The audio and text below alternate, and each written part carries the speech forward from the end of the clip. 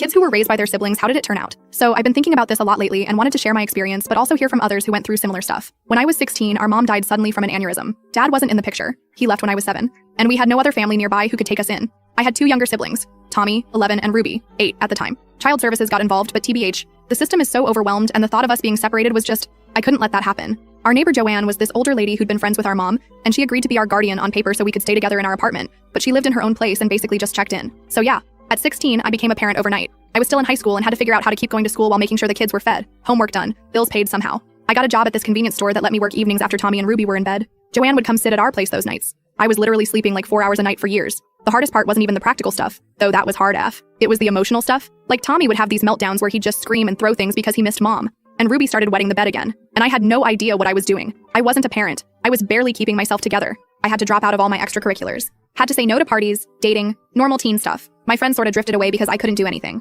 Sometimes I'd lock myself in the bathroom and just cry silently so the kids wouldn't hear me. I was so angry sometimes. Like, why did this happen to us? Why did I have to be the one to handle everything? I loved my siblings, but OMG, there were days I resented them so much and then felt horrible about it. Money was always tight. Like, super tight. I learned to stretch groceries in ways that probably weren't the healthiest, but we survived. I got really good at finding free activities for the kids. The library became our second home because it was free entertainment. Sometimes when things were really bad, I'd skip meals so they could eat properly. When I graduated high school, I couldn't go away to college like I'd planned. Ended up doing community college part-time while working more hours. Took me 5 years to get my associate's degree, but I did it. I was so proud of that stupid piece of paper, you have no idea. The kids grew up way too fast though. Tommy was doing laundry and helping cook by the time he was 13. Ruby became this super independent kid who never asked for help with anything. They both had to grow up so fast, and sometimes that breaks my heart. But here's the thing, we're all adults now. Tommy is 19 and in college studying engineering. Ruby is 16 and talking about becoming a doctor. They're both doing really well in school, way better than I ever did. They're kind, responsible people who know how to take care of themselves and others. We're still super close. Like, weirdly close compared to most siblings I know. We have these inside jokes and ways of communicating that nobody else gets. We can look at each other across a room and know exactly what the other one is thinking. When one of us is struggling, the others just know and show up. I'm 24 now,